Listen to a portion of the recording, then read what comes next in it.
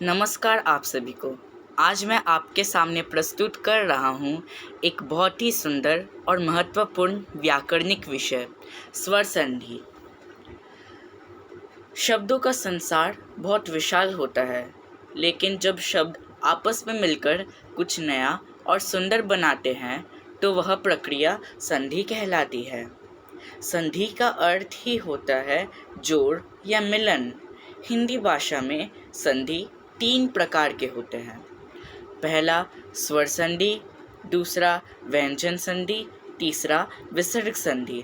लेकिन आज हम केवल स्वर संधि पर बात करेंगे। तो जब दो शब्द आपस में मिलते हैं और उन शब्दों के मिलन पर स्वरों अ, आ, ई, उ, ऊ आदि में परिवर्तन होता है तो उसे स्वर संधि कहते हैं। यह भाषा को अधिक मधुर, प्रभावपूर्ण और प्रभावशाली बनाती है। उदाहरण राम प्लस अयन, रामायण। यह अ प्लस अ मिलकर आ बन गया। यह स्वर संधि का एक उदाहरण है। तो स्वर संधि के 5 प्रकार होते हैं। पहला दीर्घ संधि। जब अ प्लस अ, आ प्लस अ या अ प्लस आ मिलने पर आ हो जाता है तो इसे हम दीर्घ संधि कहते हैं। उदाहरण में राम प्लस अयन, रामायण। इधर म के अंत पे अ का बोध हो रहा है और अयन के शुरुआत में अ, तो अ प्लस आ बन जाता है। वैसे ही विद्यालय, विद्या प्लस आलय, विद्यालय। दूसरा दीर्घ गुण संधि। जब ई प्लस ई या ई प्लस अ से ए, उ या उ का प्लस अ से ओ और त्र प्लस अ से अड़ हो जाता है तो इसे हम गुण संधि कहते हैं। जैसे कि गुरु प्लस अर्चना, गोर्चना। इधर हम देख सकते हैं कि गुरु के अंत पे बड़ी ऊ का बोध हो रहा है और अर्चना के शुरुआत में अ, तो ऊ प्लस अ से ओ बन जाता है, गोरचना। वैसे ही नेथनय, नीति प्लस अनय और पीर्थ प्लस अंश, पारंश। इस संधि में उच्चारण की सरलता और सुंदरता दोनों होती है। अब तीसरा वृद्धि संधि। जब ई या ई प्लस आ से ए, उ या ओ प्लस आ से ओ और त्र प्लस आ से आड़ बन जाता है तो इसे हम वृद्धि संधि कहते हैं। उदाहरण में जैसे देव प्लस आराधना, देवाराधना। इधर हम देख सकते हैं देव का ए मतलब देव का ए प्लस आ से देवाराधना बन जाता है। वैसे ही भू प्लस आत्मा, भवात्मा। पीर्थ प्लस आशीर्वाद, पाराशवार्ध। यह संधि गुण संधि से एक कदम आगे है। इसे वृद्धि इसलिए कहा गया है क्योंकि स्वर अधिक उन्नत या बड़ा हो जाता है। अब यण संधि।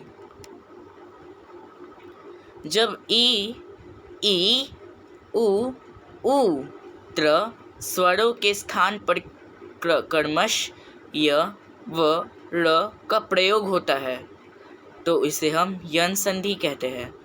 जैसे गुरु प्लस अर्चना, गुड़योचना।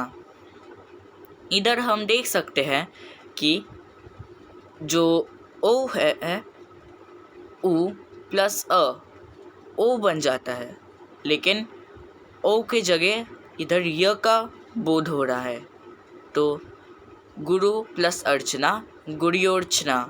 वैसे ही नीति प्लस अमृत नित्यन अमृत और पीठ प्लस अंश पितरंश। यह संधि खास तौर पर तब होती है जब पहले शब्द का अंत स्वर से होता है और अगले शब्द की शुरुआत भी स्वर से। अब पांचवा और आखिरी अय्यादी संधि। जब संधि स्थल पर ए ओ ई ओ ए ओ जैसे स्वर आते हैं तो उनका रूप बदलकर अन्य स्वर या य व में परिवर्तित होता है तो इसे हम अय्यादी संधि कहते हैं। जैसे उदाहरण में देव प्लस इंद्र देवेंद्र। इधर हम देव और इंद्र की शुरुआत में ई आ रही है तो इधर ए होना चाहिए था, लेकिन ए के जगह व का बोध हो रहा है देवेंद्र। वैसे ही गो प्लस उश गोश। अब यह संधि अपेक्षाकृत जटिल है, लेकिन यह भी स्वर संधि का एक ही हिस्सा है। अब हम एक बार पांचों संधियों को संक्षेप में दोहराते हैं। पहला दीर्घ संधि अ प्लस अ आ। उदाहरण रामायण। दूसरा गुण संधि ई प्लस अ ए उ प्लस अ ओ त्र प्लस अ अर। उदाहरण पार्थ। वृद्धि संधि ई प्लस आ ए उ प्लस आ ओ त्र प्लस आ आर। उदाहरण देवार्षि। चारवा यन संधि ई य बन जाता है उ वन बन जाता है त्र र बन जाता है। जिस उदाहरण में नित्यप्रण। पांचवा अय्यादी संधि ए ओ आदि स्वर अय अव आदि में बदलते हैं। उदाहरण देवेंद्र।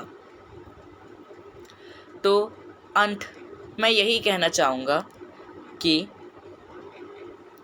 स्वर संधि केवल व्याकरण का नियम नहीं है, यह भाषा की सुंदरता का एक हिस्सा है। यह हमारे शब्दों को एक नई पहचान देती है, वाक्य को मधुर बनाती है और हमें सही ढंग से बोलने और लिखने में मदद करती है।